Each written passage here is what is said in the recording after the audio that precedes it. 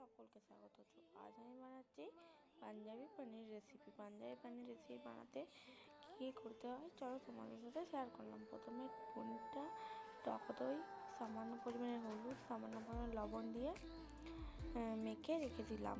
তারপর কড়াইয়ে পেঁয়াজ, আদা, রসুন, গোটা গরম মশলা ভালো করে ভেজে একটা পেস্ট তৈরি করে নিতে হবে।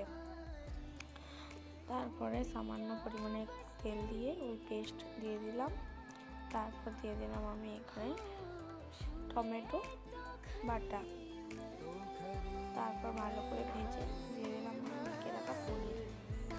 ভালো করে কিছুক্ষণ কষিয়ে নিয়ে জল